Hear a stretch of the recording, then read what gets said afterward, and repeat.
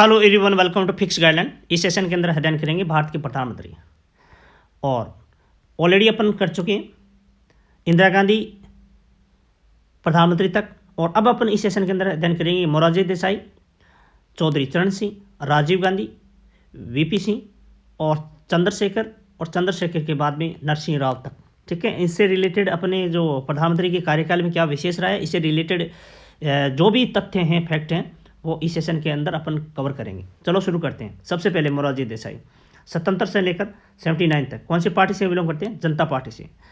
इसे संबंधित देखिए, भारत के ये प्रथम गैर कांग्रेसी प्रधानमंत्री हैं और 1967 में इंदिरा गांधी के मंत्रिमंडल में ये वित्त प्रभारी मंत्री रहे और 56 में केंद्रीय मंत्रिमंडल में वाणिज्य और उद्योग मंत्री रहे हैं। और इसके प्रधानमंत्री बनने से पहले ये मुंबई के मुख्यमंत्री रहे हैं, क्योंकि पहले मुंबई, गुजरात और महाराष्ट्र एक ही हुआ करते थे, तो मुंबई राज्य कहा जाता था। ठीक है, इसके बाद में पुरस्कार क्या मिला? तो भारत का सबसे सर्वोच्च जो पुरस्कार है, समान प्रतीक पुरस्कार है, भारत रत्न है, वो भी मिला हुआ है। और पाकिस्तान से तहरीक ए पाकिस्तान मिला हुआ है। इसके शासनकाल के अंदर 44वें संविधान संशोधन 1978 के अंदर आया था और ये अनुच्छेद यानी आर्टिकल 31 के तहत संपत्ति के अधिकार को मौलिक अधिकार से हटाकर कानूनी अधिकार बना दिया गया। और इसकी समाधि स्थल को क्या कहते हैं? अभय घाट। अगले प्रधानमंत्री बात करते हैं चौधरी चरण सिंह।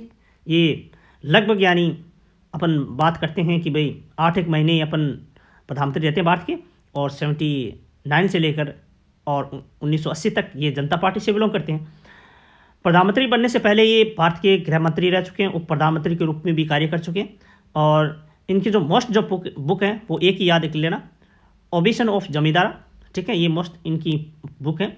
और चौधरी चरण सिंह की स्मृति में यानी प्रत्येक वर्ष की 23 दिसंबर को किसान दिवस के रूप में मनाया जाता है और इसकी समाधि स्थल भी किसान घाट के नाम से जाना जाता है। अगले प्रधानमंत्री बात करते हैं राजीव गांधी। तो राजीव गांधी मोस्टली यानी अपन 2 कार्यकाल कह सकते हैं वैसे, 1984 से लेकर और 89 तक, यानी 2 कार्य, यानी जब इसकी माता जी इंदिरा गांधी जी होती हैं जो शासन संभालती है 1980 से लेकर 1984 को। ठीक है ना, तो डेथ होने के बाद में राजीव गांधी भारत के प्रधानमंत्री बनते हैं। और ये इन जो कार्यकाल जो 5 वर्ष का होता है वो पूरा होता है, तो यानी के बाद में आगे चुनाव होते हैं। ठीक है, तो एक बार आगे भी देखेंगे। तो ये कांग्रेस पार्टी से बिलोंग करते हैं। लंदन की यूनिवर्सिटी से यानी मुलाकात इटली की लड़की जिसका नाम था एडविन एंटोनिया अल्विना माइनो। ठीक है, तो ये राजीव गांधी से शादी हो जाती है और उसका नाम यानी सोनिया गांधी, वर्तमान सोनिया गांधी है वो। ठीक है ना, तो इनके साथ उनकी शादी होती है।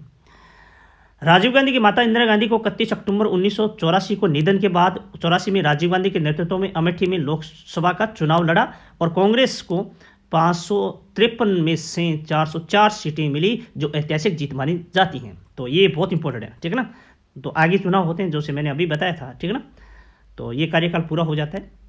ठीक है, इन जो 5 साल का। इसके बाद राजीव गांधी को भारत के कंप्यूटर क्रांति लाने का श्रेय इन्हीं जाता है। तो कंप्यूटर क्रांति लाने का जो श्रेय किसको जाता है? राजीव गांधी को। और भारत के सबसे युवा प्रधानमंत्री कौन माने जाते हैं? तो राजीव गांधी को माने जाते हैं। और राजीव गांधी ने 1985 में दल बदल विरोध कानून यानी लाए थे और 61 में संविधान संशोधन अधिनियम 1989 के अंदर जो मतदान की जो उम्र 21 वर्ष थी उसे घटाकर 18 वर्ष कर दी गई थी। इसके जन्मदिन दिवस यानी प्रत्येक 20 अगस्त को मनाया जाता है और 20 अगस्त को सद्भावना दिवस के रूप में मनाया जाता है। और देश में जवाहर नवोदय विद्यालय की स्थापना और जो MTNL की जो स्थापना की थी वो भी राजीव गांधी ने की थी। 21 मई 1991 की घटना होती है। राजीव गांधी एक रैली को संबोधन करने के लिए चेन्नई के पास में ही श्री पेरुबंदर में पहुंचते हैं। वहाँ का एक आतंकी संगठन होता है LTT की जो मेंबर होती है धनु महिला होती हैं, बूढ़ी महिला होती हैं, तो उन्हें बम अपन पास में चिपकाकर यानी इसके पास में जाती हैं, तो बम विस्फोट से इसका निधन हो जाता है। इसकी समाधि स्थल वीर भूमि जो दिल्ली में स्थित है। अगले प्रधानमंत्री विश्वनाथ प्रताप सिंह, ये जनता दल से बिलोंग करते हैं। ये 89 से लेकर यानी 1990 तक यानी भारत के प्रधानमंत्री रहते हैं। और प्रधानमंत्री बनने से पहले ये उत्तर प्रदेश के मुख्यमंत्री के रूप में कार्य कर चुके हैं और वही यानी 1983 में वाणिज्य मंत्री के रूप में अपना पद भी संभाल चुके हैं। और इसके बारे में एक इम्पोर्टेंट ये तथ्य है कि अविश्वास प्रस्ताव के बाद पद छोड़ने वाले पहले प्रधानमंत्री हैं, ठीक है ना। चंद्रशेखर के बारे में जानते हैं तो समाजवादी पार्टी से बिलोंग करते हैं, तो समाजवादी जनता पार्टी। और इसके बारे में इम्पोर्टेंट तथ्य हैं कि पूर्व प्रधानमंत्री चंद्रशेखर को युवा तुर्क कहा जाता था और चंद्रशेखर की समाधि का नाम जननायक स्थल है, ठीक है। तो इनके बारे में दो तथ्य हैं मोस्ट इम्पोर्टेंट। अगले प्रधानमंत्री की अगर बात करते हैं तो वीपी नरसिम्हा राव, ठीक है। वीपी नरसिम्हा राव यानी सितंबर 1971 में, और ये आंध्र प्रदेश के मुख्यमंत्री रहे हैं। और इससे पहले भारतीय रिजर्व बैंक यानी 1993 में निजी बैंकों को उन्होंने लाइसेंस दिया। और जो आईसीआईसीआई जो बैंक है या एक्सिस बैंक है या एचडीएफसी बैंक है, उनके शासनकाल में अस्तित्व में आए।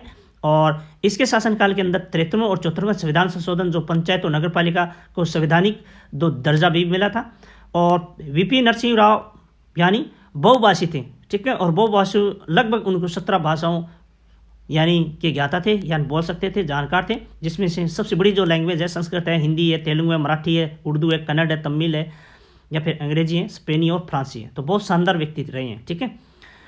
नरसिम्हा राव यानी आपसे पूछा जाए तो डॉक्टर मनमोहन सिंह के भारत के सुधारवादी वित्त मंत्री भी हैं। तो नरसिम्हा राव जब प्रधानमंत्री थे तो उस टाइम डॉक्टर मनमोहन सिंह वित्त मंत्री बने हैं, ठीक है।